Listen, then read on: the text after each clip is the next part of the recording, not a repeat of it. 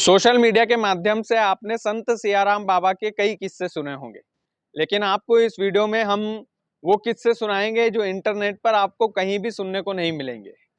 संत सियाराम बाबा जिन्होंने अपना पूरा जीवन तपस्या को दान कर दिया। संत सियाराम बाबा जो निमाड़ की धरती के लोगों के लिए प्रेरणा थे। निमाड़ की धरती ही क्या, पूरे भारतवर्ष के लिए प्रेरणा थे।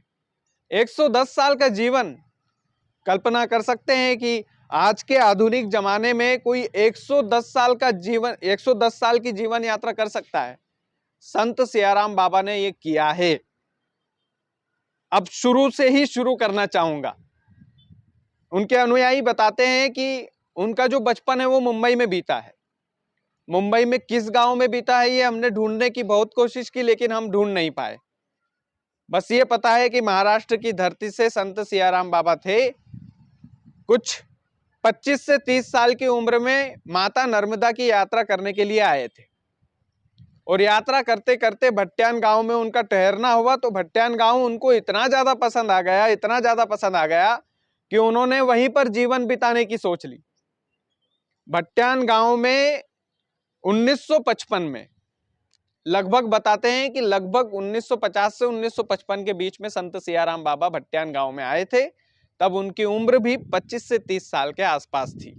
एग्जैक्ट आंकड़ा तो कोई बता नहीं सकता, लेकिन यही बात है कि माता नर्मदा की परिक्रमा करने के लिए आए थे। तो भट्ट्यान गांव में रास आ गया और वो वहीं पर जो है पेड़ के किनारे उन्होंने सोचा कि मैं इसी गांव में रहूंगा। तो शुरुआत में उन्होंने पेड़ के पास कुछ दिन बिताए।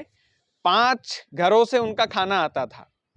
5 घरों से उनका खाना आता, तो पांचों घरों में जो भी बनता सबको मिक्स करके चूर लेते थे और बड़े चाव से खाते थे।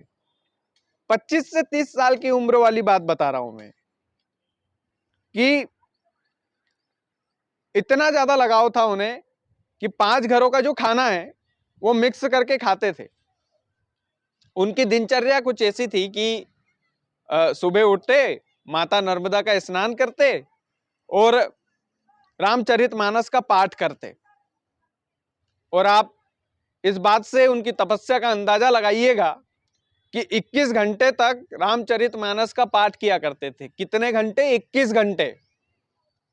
तो उनका तप कितना ज्यादा हम कल्पना भी नहीं कर सकते कि हमको एक जगह बैठना है, कुछ पढ़ना भी नहीं है, हमको बस बैठना है एक जगह, और बिना चश्मा लगाए पूरे जीवन भर 21 घंटे तक रामचरितमानस का पाठ करना, ये किसी मामूली आदमी का काम तो नहीं हो सकता। ये संत सियाराम बाबा करते थे। उनका शौक था चाय की केतली में हमेशा चाय रहती थी। चाय का बड़े बड़े शौकीन थे, चाय पीते थे। वो शुरुआती दिनों में तो भक्त बताते हैं कि जो लोग भी आते, उनसे मिलने आते थे, तो उनकी केतली में कभी चाय खत्म नहीं होती थी।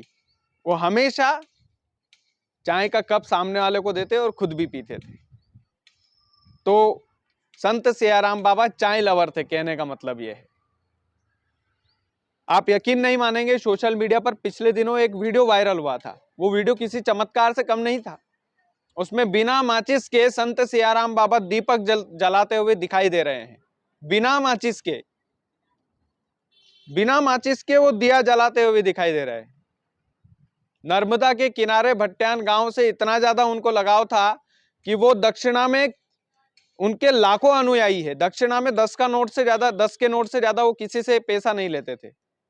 और उन्हीं 10-10 के नोटों को इकट्ठा करके उन्होंने नर्मदा किनारे कई सारे घाट बनवा दिए। कई सारा ऐसा दान दिया उन्होंने कि माई नर्मदा की तट पर यदि कोई बैठे तो उन्हें लगे कि हाँ भाई, हम बैठे हैं, हमें फीलिंग आ रही है। उनके पीछे संत सियाराम बाबा का हाथ था। किस्से तो इतने हैं कि 12 साल की मौन व्रत की तपस्या थी, किसी से बातचीत नहीं की थी। अब उनके नाम का किस्सा कि संत सियाराम बाबा, आखिर नाम किसने रखा उनका?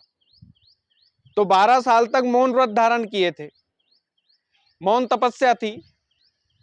और जब पहला शब्द उन्होंने बोला तो सियाराम बोला, सियाराम। और वहीं से उनका नामकरण हो गया सियाराम बाबा। संत सियाराम बाबा की जिंदगी का एक और पहलू था, कोई लग्जरी लाइफ नहीं थी उनकी, कोई एसी वाले कमरे में बैठने का शौक नहीं था, कोई मोबाइल फोन चलाने का शौक नहीं था, कोई ऐसा शौक नहीं था कि जिसे हम कह सकें कि जिंदगी में बनना है तो भैया बाबा बनना है। लोगों का ट्रेंड आ गया, अपने बच्चों को बाबा बना देते हैं कि बाबाओं की जिंदगी बढ़िया है, आगे पीछे सिक्योरिटी है, जाने के लिए एरोप्लेन है, बैठने के लिए जो है अच्छी खासी व्यवस्था है। आजकल का ट्रेंड है, बाबाओं की जिंदगी बड़ी लग्जरी है। लेकिन संत सियाराम बाबा ने 110 वर्ष जीवन जिया, और वो जो 110 वर्ष है साहब, वो केवल और केवल एक कुटिया में उन्होंने जिया है, केवल और केवल कुटिया में। कितने किस्से हैं और कितने किस्से सुनाएंगे। ऐसे संत भारतवर्ष में पूरे जो निमाड़ की धरती पर जो संत सियाराम बाबा जिनकी हम आज कहानी सुना रहे हैं आपको, ऐसे संत भाई साहब कल्पना मत कीजिए कि आज के जमाने में मिल जाएंगे, संभव ही नहीं है। जिन्होंने नर्मदा के तट पर बैठ करके 12 साल मौन व्रत धारण कर लिया, जो 10 का नोट से ज्यादा नहीं लेते थे, यानी मोह माया से भी उनको मोहब्बत नहीं थी। 10 का नोट में से जो भी बचता था वो नर्मदा के किनारे जो घाट बने हुए हैं उनमें दान कर दिया करते थे।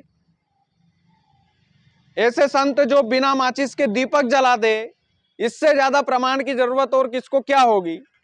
बिना माचिस के दीपक जला दे भाई साहब।